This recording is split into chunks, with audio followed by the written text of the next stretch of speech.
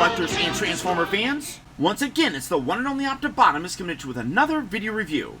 And on today's episode, thanks to the absolutely incredible contributions from my Optibotimus Plus channel members, we're going to be taking a look at the new Transformers Legacy Deluxe Class Decepticon Wildrider.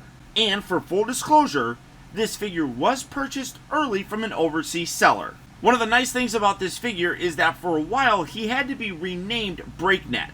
As you can see, Wildrider, not Breakneck, comes to us in a very nice recreation of his G1 vehicle. This is sharp. I love the way that this looks. There's a lot of really nice paint applications. I love the fact that they use the red translucent bit there for the window. All the way around, very, very nice looking vehicle. As you can see, for his accessories, he's got these two weapons that can plug on there perfectly fine. If you wanted to, you can combine these, which, you know, it's a thing that you can do, but then you have two handles right here, which never really works out too good because it always looks like one's off to the side on his hand. So you do have those, which are really nice. You got the black and then some nice silver elements added on there. Both of those are identical. But vehicle mode wise, like I said, really sharp. Great molded in detail. You got like the little vents here kind of recreating the window that you would see through that had like a weird slit sort of thing when you would look through it. You got the nice red stripe going around. You do have silver for the rims, which look good. This one does kind of look a little off because you got the little black mushroom peg right there. But in general, they look pretty decent. And I really like that red. That's really very cool looking. I don't know why, but that just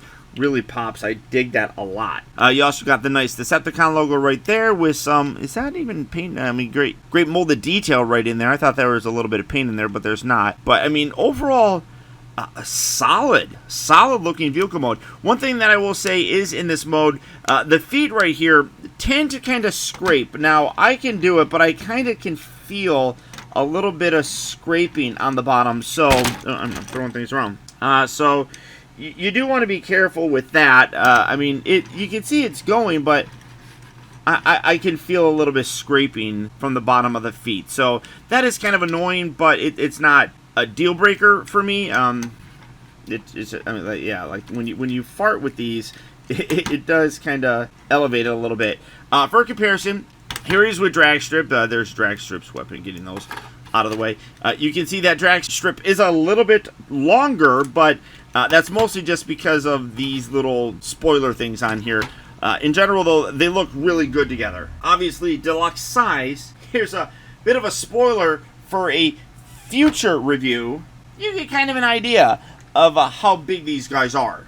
Just so fun. I mean, evil cars. I mean, that's awesome. Menasor and the Stunticons were among the first combiners introduced to us along with the aerial bots, and it was so fun for me as a kid that the Autobots were typically like road vehicles. So when the Decepticons made their own road vehicles, it was cool. And for the Autobots to combat it with aerial bots that flew around like Decepticons, I thought it was fun. Now, he does have his combine mode. For this, really all you have to do is pop this windshield and fold this. This is going to attach to the back of Menasor's leg. Unlike a drag strip, he has to be an arm no matter what. He might be able to swap on different sides.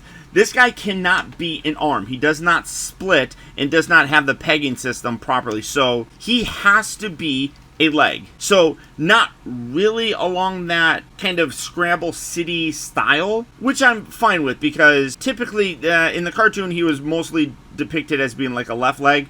I'm fine with that because I like my figures looking like the cartoon version, so that works for me. But that's literally all you do. And when I do take a look at Menasor, I'll show how to actually attach this to the leg so that you know. For the transformation, really you're going to want to do that just in general.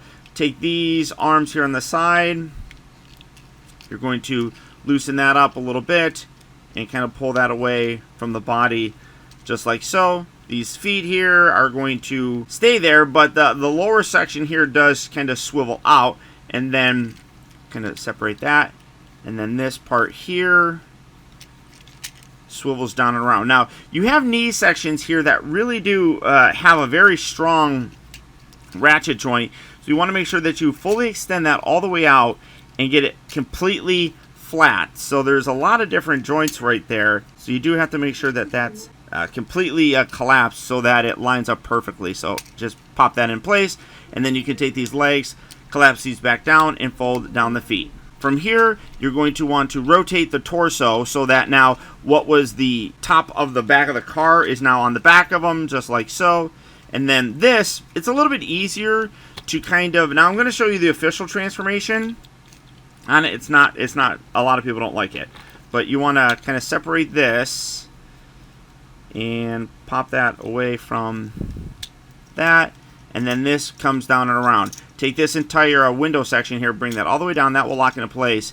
And then the official transformation has you kind of leaving these off to the side, kind of flaring them out.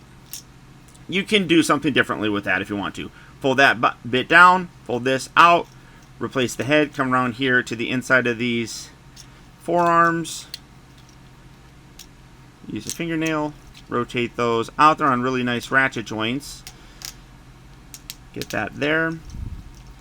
Kind of position him like so. And straighten that down. And when you're done, there you have Wildrider in a decent looking robot mode, but you can make it look better. Which, when you transform him like this, looks ridiculous. Mostly because of his backpack. As you can see, the official kind of instructions show you doing that, which, that just, I don't know. I'm not a big fan of that. Now, obviously, well, you can see him holding his weapons. In the original cartoon, that was not the case. But you can put this back, as it's kind of already been shown several times. You can just collapse that back and tab all that together. There we go, nice and neat. And you can have it sit there, which still looks a little bit ridiculous because of the giant backpack, but truthfully, that's how he looked in the kind of the G1 toy and show. He had a bit of a backpack. A lot of the Stunticons just had the top section here kind of fold back, so it's going to be there. But in general, the figure looks really good. Now, I'm not going to go as far as complain about him because there's sharp edges on him that hurt me. I mean, come on, that's a BS reason to kind of criticize a toy. Yes, there are some sharp edges on him, like mostly the shoulders. Like that's very pointy. But and you know, as you're kind of touching the arms, kind of down here are sharp as well. It's weird from a perspective of a mass company like Hasbro, because I feel like that's something that probably normally wouldn't have passed the safety test. So I don't know exactly. I mean, you can kind of see the scratch. It is interesting for sure. I mean, I'm not going to knock the toy because of it. It is definitely weird though. But the overall look of them is really very nice. It absolutely looks like Wildrider, and I think that they did a great job. The head sculpt here looks fantastic. Coming in to take a closer look, I mean, that is a gorgeous head sculpt, gorgeous paint on there in just about every aspect. You got some nice silver and blue here for the chest, the red and dark gray, and I don't even want to say that it's black because it's really not black.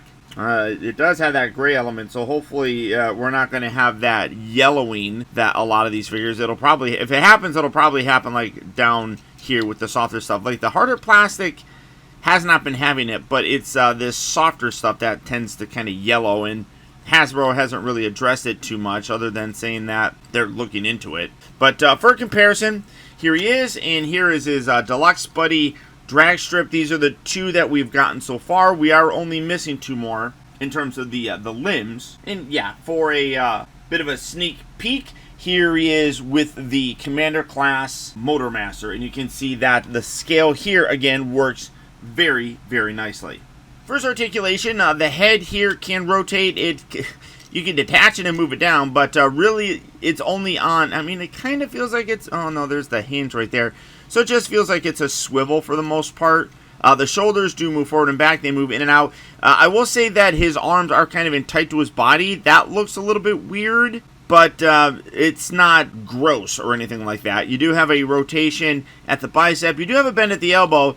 That does create this big giant gap right here. I don't really know how they could have fixed that to make that a little bit better, but you do have a big gap right there in a smaller section that just, attaches for the elbow, so that could be a little bit better. I think you have a swivel here at the waist, the hips move forward and back, in and out. You have the swivel at the upper part of the thigh, bend at the knee, and the knee kind of does that too, where it looks like there's a little bit of a break right there. Again, not terrible in my opinion. The ankles do move in and out, and there's no gap coverage there. I mean, maybe that's what I'm missing here, that there's no gap. I feel like they could have put that in there. They did a little bit with this. If that was a little bit bigger to kind of close that probably would have been a little bit better. So maybe they could have done that to make it seamless and not kind of as noticeable, I guess. But in general, I really like the way that he looks. For me, it nails his actual appearance. So I am quite happy with the figure, especially when you do the backpack like this instead of having it, because at least from the front it looks better. I mean, the side, obviously, big giant backpack, nothing you can do about that. But there it is. Now to transform him back, first we're going to take this, rotate this back, tuck that head in just like so. You can see that with the hands, I tuck those up and under, just like that, and then literally just bring those right back down along the side of his body, kind of straighten out his arms as much as you can so that it fits in nicely. Get that straight. And oh no, ow, it's hurting my fingers because the sharp edges. Bring this forward, and this is going to kind of just tuck under and sit right there like that. You can bring this up just like so. Rotate him here at the waist, and then come around here to the back. This section here will open up. Do that on this side. Bring the foot back. Rotate this up. You can bring these two halves together, and then rotate this around. There you go. Bring that down. Didn't I? Oh, bring the feet. I'm sorry. Now let's keep the hands out for right now. Just have some clearance. Just bring that down like so, and then you can tuck that in just like that. These little bits here, now you're going to just kind of attach everything, squeeze everything together, make sure everything lines up and tabs into place. Transforms very easily, which is nice. I like that. Collapse that, squeeze it and then again, there are tabs on. You can kind of see like a little hole section right there where his waist was. Some people complain about that, but that's where the hole on the bottom of the foot is. So you just put that there, but it doesn't really feel like it locks in. It just kind of sits there. But when you're done, there you have Wildrider back in his vehicle mode. Standalone, I think that he's a really good figure. Is he perfect? Of course not. But it is still really very well done. Vehicle mode wise here looks spectacular. Looks exactly how I would want it to look. The color all looks really good, at least for now. The yellowing might happen, but I'm really digging that ruby red window. That looks really sharp. Transformation is simple to do. It's not overly complex. It's not doing a ton of new stuff, but it's also not a bad transformation, other than, you know, the sharp edges might hurt you. And the robot mode looks good as well if you kind of mistransform them. But I honestly think that they did that deliberately. Hasbro tends to do stuff like that where they build in kind of alternate ways of doing things that do a nice way of kind of homaging how it should be while doing something a little bit different to kind of appeal to people that want something different. Generally though, I am happy with how this figure turned out. As a standalone figure, he is pretty darn good, but I know a lot of people are probably going to utilize him with Menasor. And we'll take a look at that when I do my full review of Menasor in the future. But there you go, guys. There's my look at the new Transformers Legacy Deluxe Class Wildrider. As I mentioned, this figure was purchased a little bit early from an overseas seller. But pre-orders and things of that nature are available right now on places like Big Bad Toy Store, Amazon, and even Entertainment Earth. For all those places, I'll put links right down there in the video description, where you can head on over there and check out availability on this guy, as well as the rest of the wide range of Transformer figures. And finally, guys, remember that the real trouble with the world is that too many people grow up.